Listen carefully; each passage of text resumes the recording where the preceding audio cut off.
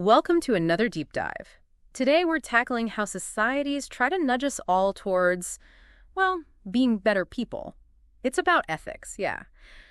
But also how AI is shaking things up. And we're going deep with how AI ethics is making good people better. And let me tell you, some of this stuff really flips the script on what we think we know. It is kind of wild, right? Like, we assume it's all about punishment, making people afraid to do wrong. But the research, it paints a more complicated picture. Oh, yeah, totally. Like laws, those are the obvious ones. Rules with consequences if you break them. But it's not as simple as like harsher punishment equals better behavior. You got it. This guy, Daniel Nagin over at Carnegie Mellon, he found that it's not about how bad the punishment is. It's the certainty of getting caught. Like knowing you'll face consequences, that's the deterrent. So it's not the size of the stick, but knowing it's going to swing if you mess up. Makes sense. Think about speeding tickets. It's not the fine that freaks us out. It's getting pulled over, right? You nailed it. That fear, it's powerful stuff, works everywhere. Keeping companies honest, influencing how we treat each other, the whole 9 yards. So, okay, if it's not just about scaring people straight, what about the other side? Rewarding good behavior, all that positive reinforcement stuff, where does that fit in? That's where behavioral economics steps in. Nudging, they call it. Yeah. The idea is that even tiny, well-placed incentives can make a huge difference. Thaler and Sunstein, their book Nudge, really broke this open. Nudge theory, right. I've heard of that. Instead of rule books and punishment, it's like subtly pushing people towards making the better choice. What's a real-world example of this in action? Organ donation's a great one. Research from UC Berkeley found that simply making it the default option, like on your driver's license, well, participation went way up. People were more likely to just stick with that default than go through opting out. Whoa, that's huge. Just changing the starting point and bam, more lives saved. It makes you think, what else could we tweak with the right nudge? But what about cold, hard cash as a reward? Does that work for good deeds or does it backfire somehow? Tricky one. The Journal of Economic Psychology had some findings of financial incentives that can bump things like charitable giving, at least for a bit. But there's this thing called the crowding out effect. Crowding out. Okay, that sounds a bit ominous. Break it down for me. Imagine you're baking for your neighbor out of kindness. Yeah. They start paying you for every cake. You might start baking less because it feels like a job, not a nice thing you do. That's crowding out. The reward kind of stomps on your initial good intentions. Right, like paying kids to read. Sure, more books get read now, but will they love reading later on? Finding that balance, encouraging good without killing the internal drive, that seems key. Absolutely. And hey, speaking of what drives us, we got to talk social recognition. Turns out we humans, we really care what others think. Adam Grant, University of Pennsylvania, his research shows how much social approval shapes our actions. Makes sense, right? Back in the day, fitting in kept you alive, literally. So how does this play out when it comes to being ethical? Does wanting to look good actually make us be good? Think about companies that praise their employees who go the extra mile for a colleague or a customer, or organizations that make a big deal about their ethical sourcing practices. They're tapping into that need we all have, wanting to be seen as good and hopefully driving more good behavior in the process. We're wired to want those good person points from our tribe. Built-in ethical motivation, kind of neat. But this makes me wonder, how do different cultures, with their own values and all, how do they encourage good behavior? What's good in one place might be totally different somewhere else. You're spot on. Culture is a massive influence on what we consider right or wrong. So what works in one culture to encourage ethical behavior might completely flop or even cause offense in another. It's like in some cultures, shame is a big deal. There's this study from the University of Tokyo. They were looking at honor-based cultures. And man, the fear of bringing shame on yourself or your family, it's a huge motivator to do right. Absolutely. Public shame in those cultures, it's a powerful deterrent. Now contrast that with collectivist cultures, common in parts of Africa, Latin America, Southeast Asia, places like that. There, it's all about reciprocity. You do good for someone, they're obliged to do good back. It's less about individual reward or punishment and more about keeping the group harmony, that connectedness. Totally different approach. Do different cultures see a role for institutions like governments and stuff in pushing ethical behavior? Interesting question.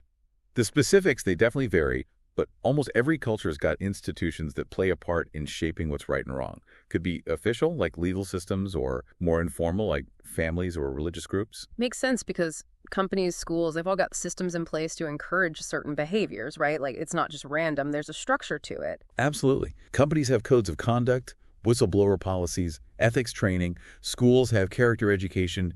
Governments, they make anti-corruption laws, transparency measures, all that. So it's this whole web of institutions all trying to influence our moral compass. But how well does it actually work? Is it just for show, or does it actually make a difference? Depends on the institution, how they do it. Ernst & Young, they did research, found that company ethics programs, the ones that actually reward good behavior, they were way more effective than the ones just focused on punishment. So it's that positive reinforcement again. What about governments? What's their role in making a society where people are more likely to be ethical? Governments, they set the tone, big time.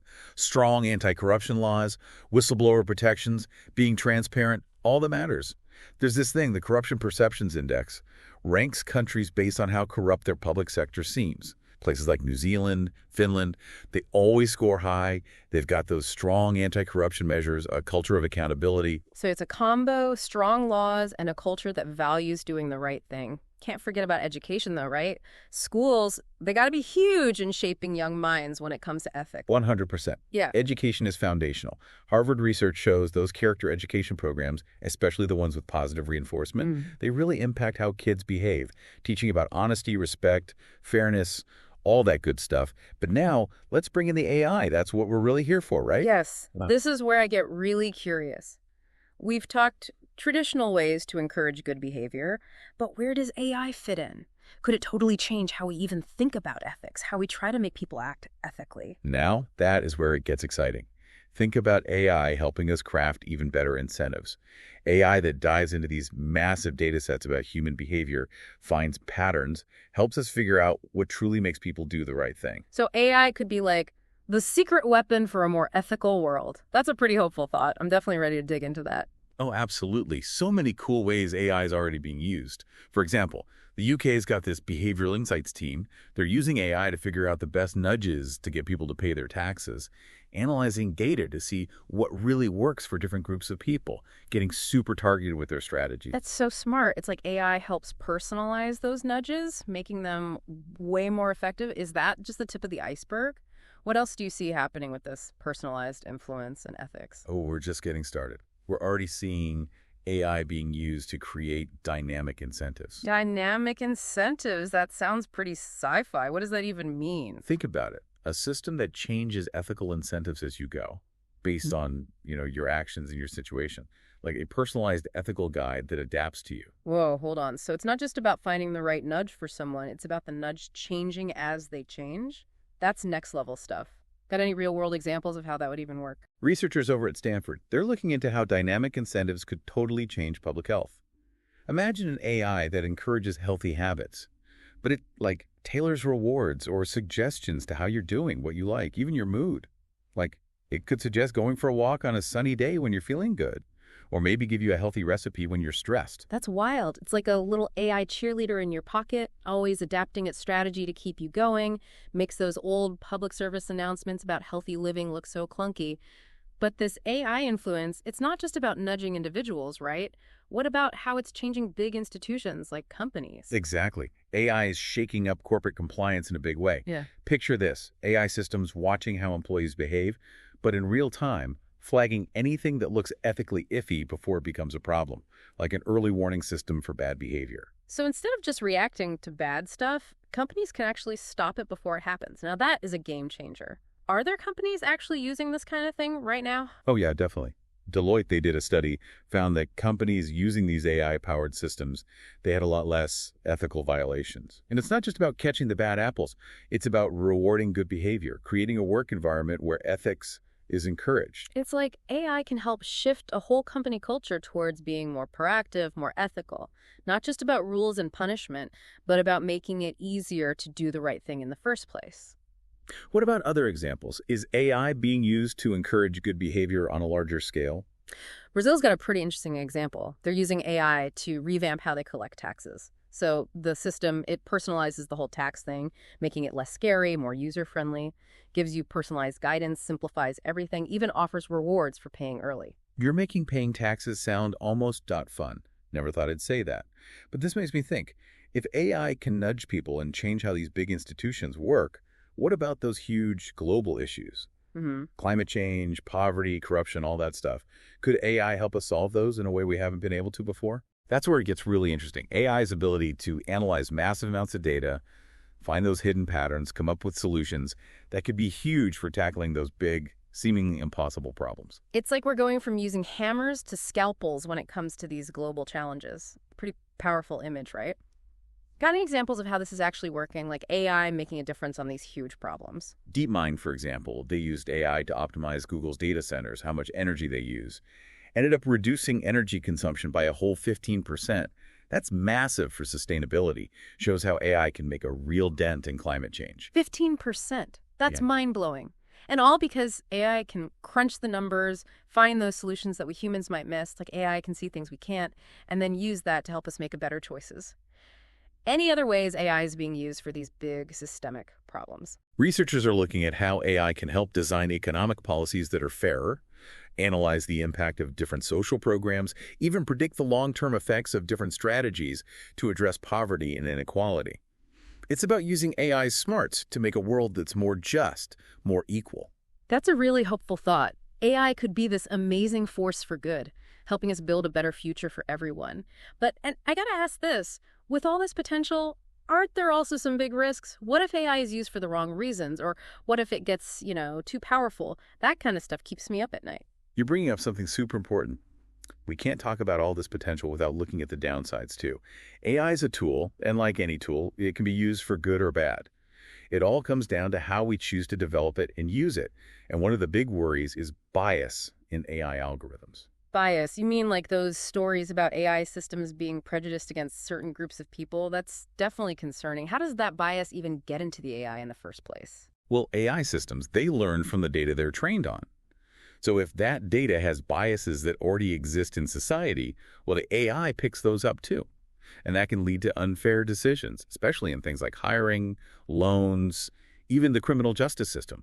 So garbage in, garbage out, as they say. It's a reminder that making ethical AI isn't just about the tech itself, it's about the humans behind it, the choices they make. So how do we make sure AI is developed and used responsibly, that those biases don't get worse? Transparency is key here. We got to be able to understand how AI is making decisions, what data it's using, how that data is being used.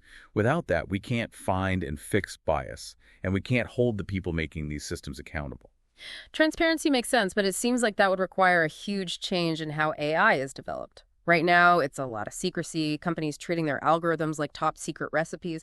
How do we make things more open? It's a challenge, no doubt, but we got to push for it. Demand more transparency from the companies and governments building these AI systems.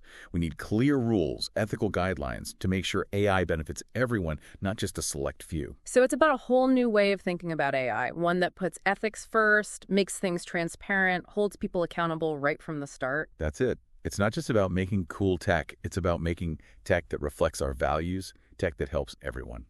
We've covered so much in this deep dive, from like the psychology of good behavior to the mind-blowing possibilities of AI. This whole field is complex and it's changing fast. Before we wrap up this part, let's zoom out a bit. What does all this mean for the future of society? That's the million-dollar question, right? AI is becoming a bigger part of our lives every day, shaping our choices, our relationships, even how we see ourselves. We're at the edge of a huge shift, both technologically and socially. And that shift comes with incredible potential, but also some serious risks. It's like we're at a crossroads, and the decisions we make today are going to shape the world for a long time. I couldn't agree more. The future isn't set in stone. It's something we create through our actions, our choices, the values we build into the tech we develop. AI can be part of that future, but we got to make sure it's a future that works for everyone. A just, equitable, and thriving world. So we've seen how AI can encourage ethical behavior, from those personalized nudges to changing how institutions work, even tackling those huge global challenges. But we've also got to watch out for the pitfalls, like bias, the need for transparency, making sure humans are still in control. It's about approaching AI with excitement, but with caution, too. It's a balancing act, for sure. But we got to get it right if we want to use AI for good.